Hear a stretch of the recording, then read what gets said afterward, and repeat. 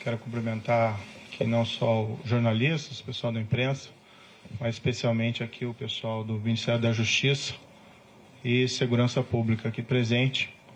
Muitos também gostariam de estar aqui presentes, mas nós buscamos ao máximo evitar aí aglomerações, né? Nem conseguimos totalmente, mas enfim. Primeiro eu queria lamentar a realização dessa... Eu pediria silêncio daí para que pudesse falar sem intervenção. Eu queria lamentar aqui esse evento na data de hoje. Nós estamos passando por uma pandemia, né, do Covid-19. Ontem, uma informação lamentável de 407 óbitos, 3.313 óbitos no total. Então, durante essa pandemia, infelizmente, tendo que realizar esse evento, busquei ao máximo evitar que isso acontecesse, mas foi inevitável. Então, peço a compreensão de todos pela circunstância adversa, mas não foi por minha opção. Antes de entrar no assunto específico, eu queria fazer só algumas reflexões gerais para poder justificar minhas decisões. Antes de assumir o cargo de Ministro da Justiça e Segurança Pública, eu fui juiz federal por 22 anos, tive diversos casos criminais relevantes e desde 2014, em particular, nós tivemos a Operação Lava Jato, que mudou o patamar de combate à corrupção no país. É claro que existe muito ainda a ser feito, mas aquela grande corrupção, que em geral era impune, esse cenário foi modificado. Isso foi um trabalho do Judiciário, do Ministério Público, de outros órgãos e na parte da investigação, principalmente aí da Polícia Federal.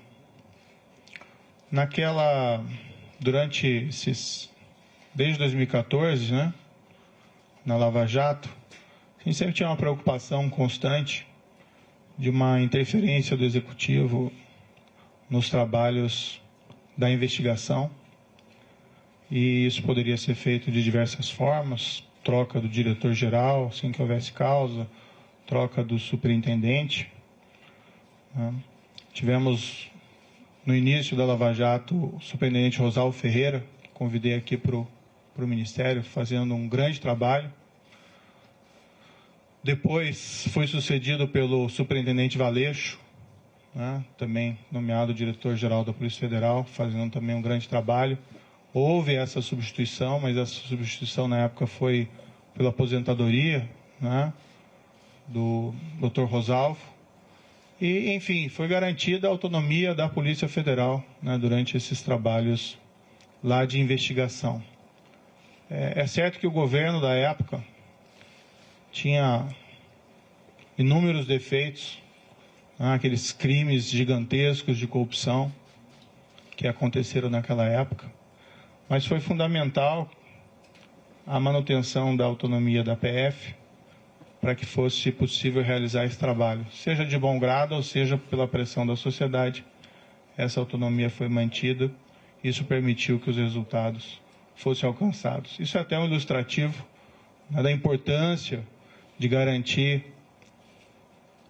Estado de Direito, Rule of Law, autonomia das instituições de controle e de investigação. Lembrando aqui até um episódio que num domingo qualquer, durante aquelas investigações, lembro que foi o então superintendente Maurício Valeixo que recebeu uma ordem de soltura ilegal do presidente Luiz Inácio Lula da Silva, então condenado por corrupção, preso. Essa ordem emitida por um juiz incompetente, depois disso foi reconhecido nas demais instâncias. Foi graças à autonomia dele e ao sentimento da necessidade de cumprimento do dever que ele comunicou às autoridades judiciárias e foi possível rever essa ordem de prisão ilegal antes que ela fosse executada, a demonstrar o empenho dessas autoridades e da importância da autonomia das organizações de controle. No final de 2018, isso é uma história um pouco repetida, eu recebi convite do então eleito presidente da República, Jair Bolsonaro, e isso eu já falei publicamente diversas vezes. É fácil repetir essa história, porque essa história é absolutamente verdadeira. E fui convidado a ser ministro da Justiça e da Segurança Pública. O que foi conversado com o presidente, lembro que foi no 1º de novembro, foi que nós teríamos um compromisso com o combate à corrupção, crime organizado e a criminalidade violenta. Inclusive foi me prometido na ocasião carta branca para nomear todos os assessores, inclusive desses órgãos, né, policiais, como a Polícia Rodoviária Federal e a própria Polícia Federal.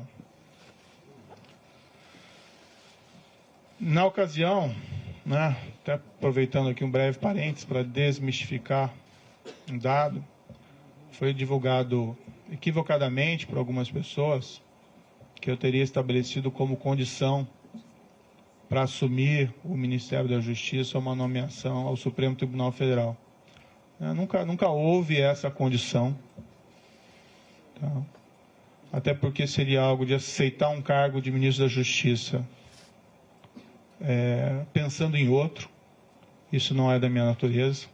Eu realmente assumi esse cargo, fui criticado, entendo essas críticas, né, mas a ideia era realmente buscar, num nível de formulador de políticas públicas aqui, numa alta posição do Executivo, de aprofundar o combate à corrupção e levar, né, esse maior efetividade em relação também à criminalidade violenta e ao crime organizado. Tem uma única condição que eu coloquei,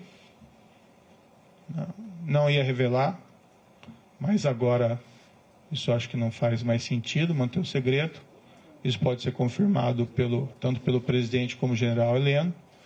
Eu disse que, como eu estava abandonando 22 anos da magistratura, contribuí 22 anos para a Previdência e perdia, né, saindo da magistratura, essa Previdência.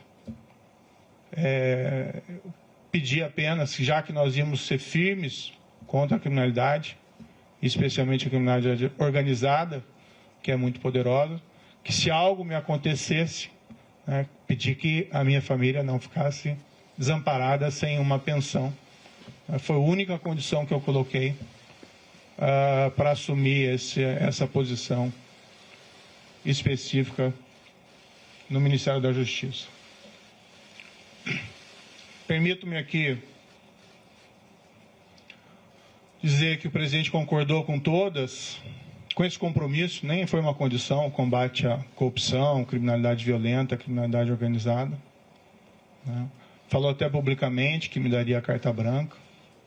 Eu já tinha uma expertise por trabalhar, né, com polícia, como juiz, evidentemente, em relação à criminalidade organizada, e aceitei, mais uma vez, com aquele intento de realmente fazer com que as coisas evoluíssem. E minha avaliação na época é que essa aceitação ao convite foi muito bem acolhida pela sociedade. Também me via como estando no governo, como um também garantidor. Claro que existem outras instituições importantes, Judiciário, Supremo Tribunal Federal, Ministério Público, mas entendi que pelo meu passado de juiz e meu compromisso com o Estado de Direito, que eu também poderia ser aí um garantidor, né, da lei e da imparcialidade e autonomia dessas instituições. Dentro do Ministério, me permito aqui algumas reflexões, a palavra-mote tem sido integração. Nós atuamos muito próximos das forças de segurança estaduais, até mesmo municipais. Nós realmente trabalhamos duro contra a criminalidade organizada.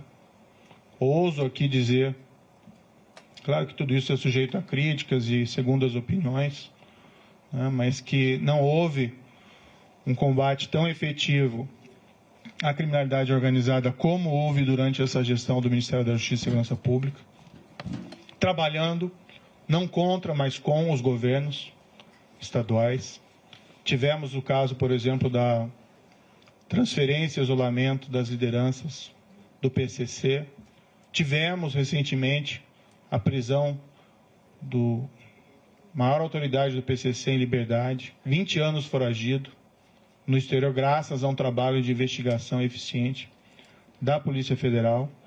Tivemos recorde de apreensão de drogas no combate ao crime organizado. Isso é importante, tirar droga das ruas, cocaína, maconha. Isso feito pela Polícia Federal, isso feito pela Polícia Rodoviária Federal, também um belíssimo trabalho aqui desenvolvido, pela Força Nacional nos locais em que ela atua. Tivemos aí recorde de destruição de plantações de maconha no Paraguai, que é o nosso principal fornecedor. Números expressivos de apreensão de produto do crime, seja de droga, seja de corrupção, principalmente aí no caso pela Polícia Federal. Buscamos fortalecer a Polícia Federal e a Polícia Rodoviária Federal nesse período, com ampliação dos concursos existentes. Empregamos aí maciçamente a Força Nacional em todo o território nacional. A Força Nacional é uma instituição que, a meu ver, deveria ser fortalecida. Nós estamos lá defendendo no Congresso Nacional uma emenda à Constituição para tornar ela uma instituição prevista ali na Constituição, para que nós possamos ter, com o tempo, também um corpo próprio, sem prejuízo dos mobilizados, sem prejuízo dos requisitados do Estado, que nós queremos fortalecê-la. Ela tem sido muito demandada e às vezes nós sentimos que nós não temos aí a perna suficiente. E ela atendeu diversas emergências de segurança pública nesse período, lá no Ceará por mais de uma vez, espalhadas aí em terras indígenas, enfim, no nosso projeto Em Frente Brasil.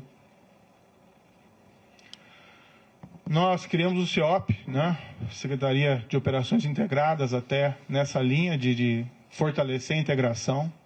A CEOP desenvolveu um programa chamado Horus e Vigia, que é talvez um dos primeiros programas realmente efetivos aí para controle de fronteiras no nosso país, e trabalha em conjunto com as forças de segurança estaduais. Investimos em inteligência com os centros de fusão, saímos trabalhando também em outras áreas. Várias outras áreas aqui do Ministério da Justiça também tiveram, a meu ver, um bom ganho de efetividade, área do consumidor, área de imigração, a Senajus, enfim, aqui é só um retrato, queria fazer algumas justificativas. No momento, o Ministério da Justiça está voltado principalmente ao enfrentamento da pandemia. Isso prejudicou um pouco os planos em curso, embora eles continuassem. Mas estamos cuidando principalmente de IPI, vacinação, de atenção às forças de segurança, de coordenação, de se preocupar com o Plano Nacional de Segurança.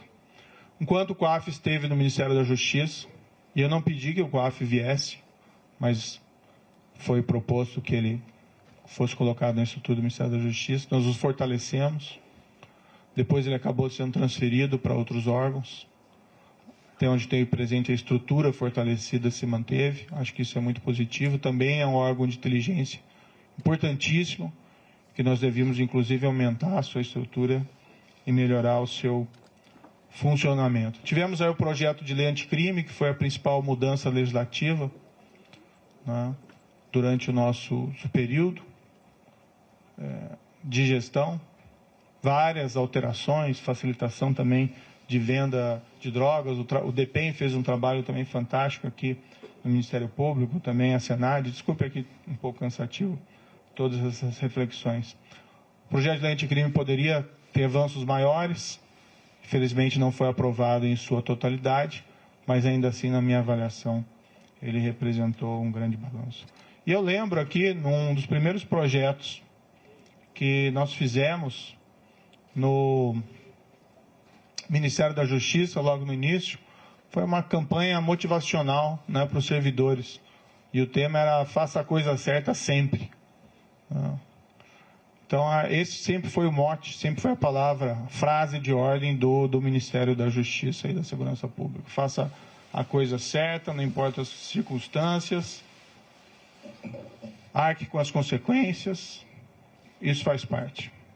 Acho que com tudo isso, nós conseguimos resultados expressivos, alguns deles eu já mencionei, como as questões de combate ao crime organizado, mas nós tivemos, aqui permito-me dizer, uma redução expressiva da criminalidade, né, em 2019.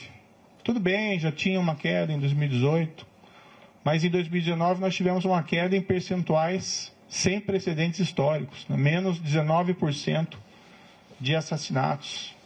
Outros crimes também caíram percentualmente de maneira até mais significativa. Mais de 10 mil brasileiros deixaram de ser assassinados. Claro, né, é um resultado compartilhado com os estados, com os municípios, onde tem combate à violência, ninguém tem dúvida disso, ninguém quer invocar esse mérito específico de maneira exclusiva, até porque a proposta do Ministério da Justiça sempre foi integração. Não importa o resultado, não quem leva a medalha no final. Mas é muito significativo, isso me deixa muito feliz, que nesse primeiro ano nós tivemos resultados assim tão positivos para a queda de violência, que é uma grande aspiração da população brasileira. Claro que temos ainda que melhorar muito esse cenário, mas, enfim, isso é um trabalho que é permanente e duradouro. Bem, em todo esse período,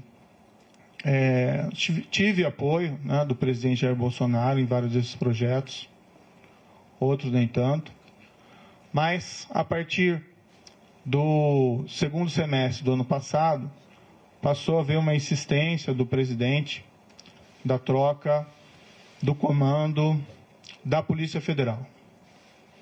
Isso, inclusive, foi declarado publicamente pelo próprio presidente. Houve primeiro um desejo de trocar um superintendente da Polícia Federal do Rio de Janeiro. Sinceramente, não havia nenhum motivo para essa substituição. Mas conversando com o superintendente em questão, ele queria sair do cargo, né, por questões exclusivamente pessoais. Então, nesse cenário, acabamos concordando, eu e o diretor-geral, em promover essa troca, com uma substituição técnica, com uma substituição de um indicado pela polícia. Agora, tem que fazer uma referência bastante rápida, né? Eu não indico superintendentes da Polícia Federal. Tá? A única pessoa que eu indiquei na Polícia Federal foi o diretor, o Maurício Valeixo. Não é meu papel fazer indicações aí de superintendentes. E assim tem sido no Ministério como um todo. Eu sempre tenho solicitado, dado autonomia, né, ao pessoal que trabalha comigo, a palavra certa não é subordinado, é equipe, para que eles façam as melhores escolhas, né? Assim se valoriza aí os subordinados, desculpe, a equipe, e as escolhas técnicas, né? Eu tinha notícia quando eu assumi aqui o Ministério da Justiça, de que pelo menos havia rumores de que a Polícia Rodoviária Federal tinha algumas superintendências, indicações políticas. Eu escolhi o diretor-geral, Adriano Furtado, está aqui presente, e ele pode ser testemunhal, que eu disse para ele na ocasião, que eu falei, escolha tecnicamente, né? O que não é aceitável de maneira nenhuma são essas indicações políticas. Claro que às vezes existem indicações positivas, mas quando se começa a preencher esses cargos técnicos, principalmente de polícia, por questões político-partidárias, realmente o resultado não é bom para a corporação, inclusive. O presidente, no entanto, passou a insistir também na troca do diretor-geral. O que eu sempre disse ao presidente? Presidente, eu não tenho nenhum problema em trocar o diretor-geral da Polícia Federal, mas eu preciso de uma causa.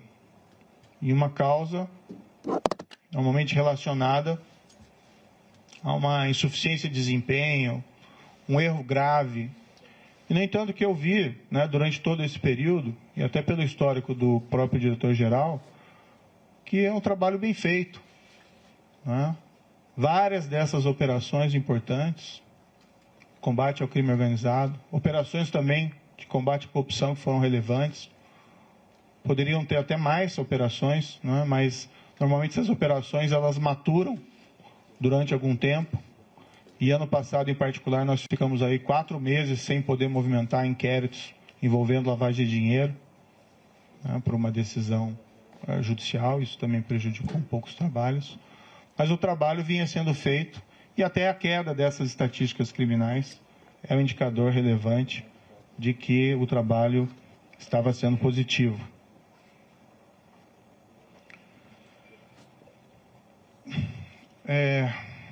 Não é uma questão do nome, né? Tem outros bons nomes para assumir o cargo de diretor da Polícia Federal, né? Há outros delegados igualmente competentes. O grande problema de realizar essa troca, primeiro, haveria uma violação de uma promessa que me foi feita inicialmente, que eu teria carta branca. Em segundo lugar, não haveria uma causa para essa substituição. E estaria claro que estaria havendo ali uma interferência política na Polícia Federal, o que gera um abalo na credibilidade. Não minha, mas minha também, mas também do governo, desse compromisso maior que nós temos que ter com a lei, com o rule of law, e ia ter impacto também, na minha opinião, na própria efetividade da Polícia Federal. Ia gerar uma desorganização. Não aconteceu durante a Lava Jato, a despeito de todos os problemas de corrupção dos governos anteriores. Houve até um episódio em que foi nomeado um diretor no passado com o intuito de interferência política e não deu certo, ficou pouco mais de 3 meses. A própria instituição, né, rejeitou essa possibilidade. E o problema é que nas conversas com o presidente, e isso ele me disse expressamente, que não é só a troca do diretor-geral, né? Haveria também a intenção de trocar superintendentes, novamente o superintendente do Rio de Janeiro. Outros superintendentes provavelmente viriam em seguida, a superintendente da Polícia Federal de Pernambuco, sem que fosse me apresentado uma razão, uma causa para realizar esses tipos de substituições que fossem aceitáveis. Dialoguei muito tempo para o presidente, busquei postergar essa decisão, às vezes até sinalizando que poderia concordar no futuro, né, com essa possibilidade. E até num primeiro momento pensando, não, de repente pode ser feito, pode ser alterado, mas cada vez mais me veio a sinalização de que seria um grande equívoco realizar essa substituição.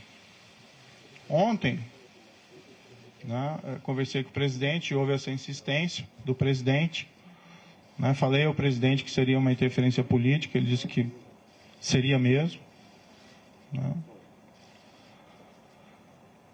Falei que isso teria um impacto para todos, que seria negativo. Mas, para evitar uma crise, né, durante uma pandemia, não tenho vocação aí para carbonário, muito pelo contrário, acho que o momento é inapropriado para isso. Eu sinalizei, então, vamos, né, substituir o Valeixo por alguém que represente a continuidade dos trabalhos, alguém com um perfil absolutamente técnico e que fosse uma sugestão minha também. Na verdade, nem minha, uma sugestão da própria Polícia Federal. Eu sinalizei com o nome do atual diretor executivo da Polícia Federal, Disney Rossetti. Eu nem tenho uma grande familiaridade com Disney Rossetti, mas é uma pessoa de carreira, de confiança, E como eu disse, essas questões não são pessoais, não são preferências pessoais, são questões que têm que ser decididas tecnicamente. Fiz essa sinalização, mas não obtive resposta. O presidente tem a preferência por alguns nomes que seriam da indicação deles. Eu não sei qual que vai ser exatamente a escolha. Foi ventilado o nome de um delegado que passou mais tempo no Congresso do que na ativa, na Polícia Federal. Foi indicado, o sugerido o nome do atual diretor da BIM, que tem até um bom nome dentro da Polícia Federal. Mas o grande problema é que não são tantos essa questão de quem colocar, o problema é por que trocar. E permitir que seja feita a interferência política no âmbito da Polícia Federal. O presidente me disse mais de uma vez, expressamente, que ele queria ter uma pessoa do contato pessoal dele, que ele pudesse ligar, que ele pudesse colher informações, que ele pudesse colher aí relatórios de inteligência, seja o diretor, seja o superintendente. E realmente não é o papel da Polícia Federal prestar esse tipo de informação. As investigações têm que ser preservadas. Imaginem se durante a própria Lava Jato,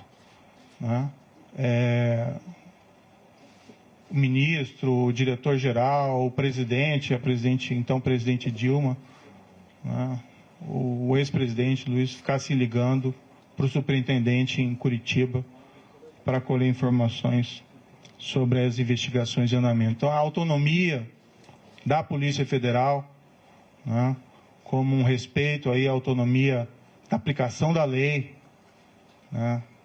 seja a quem for, isso é um valor fundamental que nós temos que preservar dentro de um Estado de Direito. O presidente me disse isso expressamente, ele pode ou não confirmar essas questões, mas, enfim, é algo que realmente eu não entendi apropriado. Então, o grande problema não é quem entra, mas por que alguém entra.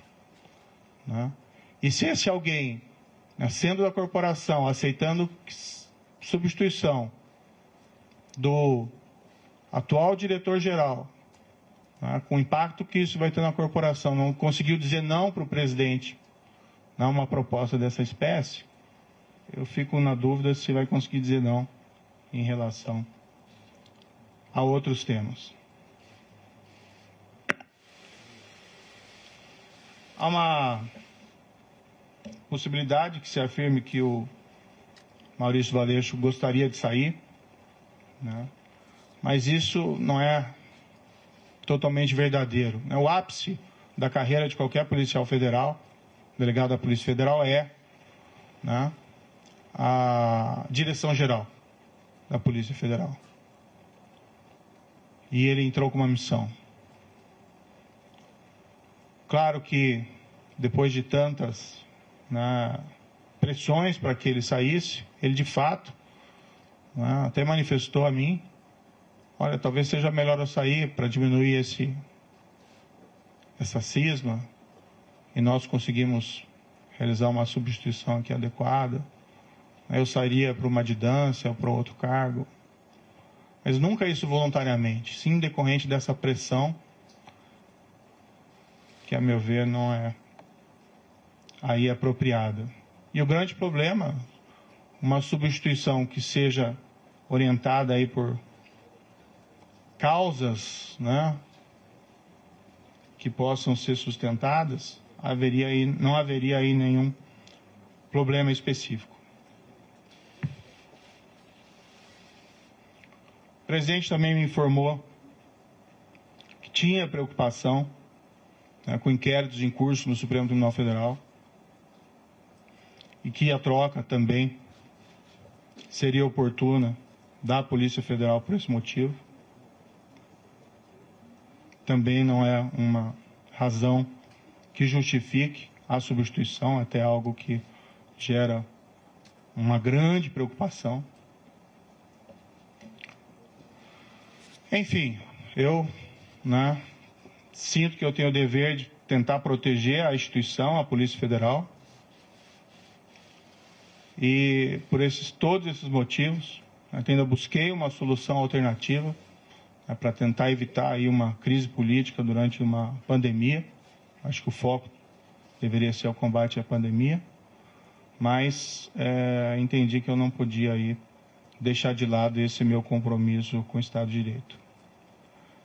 A exoneração que foi publicada, eu fiquei sabendo pelo Diário Oficial, né, pela madrugada. Eu não assinei esse decreto. Em nenhum momento isso foi trazido, em nenhum momento o diretor-geral da Polícia Federal apresentou um pedido formal de exoneração. Depois ele me comunicou que ontem à noite recebeu uma ligação dizendo que ia sair exoneração a pedido e se ele concordava, né? Ele disse, como é que eu vou concordar com alguma coisa? Eu vou fazer o quê, né? Se ele já está sujeito à exoneração a pedido ou à exoneração ex officio. Mas o fato é que não existe nenhum pedido que foi feito de maneira formal. Eu, sinceramente, fui surpreendido. Achei que isso foi ofensivo. Vi que depois a SECOM afirmou que houve essa exoneração a pedido, mas isso, de fato, não é verdadeiro. Para mim, esse último ato também é uma sinalização de que o presidente me quer realmente fora do cargo, né? Não me quer presente aqui dentro do cargo, porque essa precipitação na realização da exoneração não vejo aí muita justificativa. Eu tenho até outras divergências, tive outras divergências com o presidente federal, com o presidente da República durante essa permanência aqui. Tive muitas convergências, recebi apoio do presidente em diversas ocasiões importantes, assim como dei apoio ao presidente da República em várias circunstâncias. Tive pontuais divergências, mas eu acho que como ministro, né, eu estou numa relação que eu tenho que preservar também a questão da hierarquia. Mas não vou aqui falar dessas outras divergências, isso fica para uma outra ocasião. De todo modo,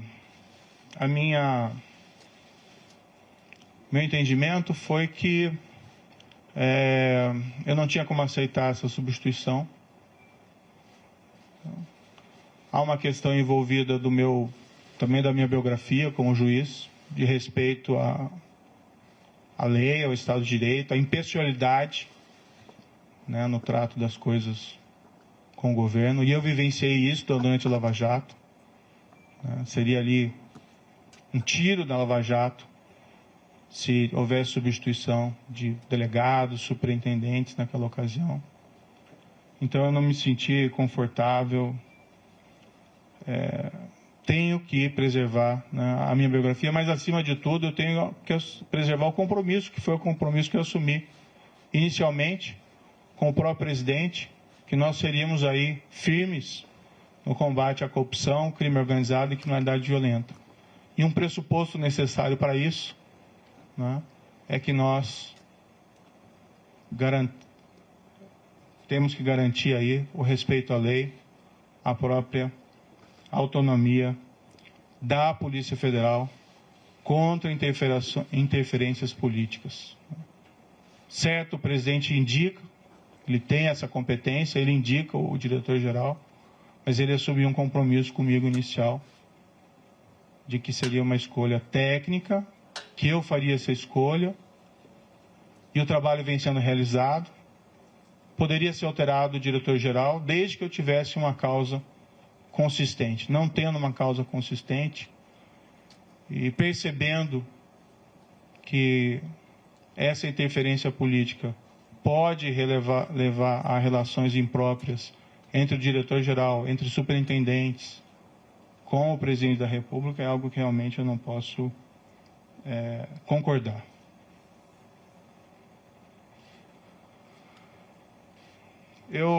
Um pouco sobre o futuro, né? De todo modo, eu agradeço ao presidente da República a nomeação que me foi feita lá atrás. Acho que nós tínhamos um compromisso e eu fui fiel a esse compromisso. Acho que estou sendo fiel a esse compromisso no momento em que eu me encontro aqui dentro do Ministério da Justiça. No futuro, né, eu vou começar a empacotar minhas coisas e vou providenciar aqui o meu encaminhamento da minha carta de demissão, né? Eu, infelizmente, não tenho como persistir com o compromisso que assumi sem que eu tenha condições de trabalho, sem que eu tenha condições de preservar a autonomia da Polícia Federal para realizar os seus trabalhos, ou sendo forçado a sinalizar uma concordância com uma interferência política na Polícia Federal, cujos resultados são imprevisíveis. Espero que, independente da minha saída, seja feita a escolha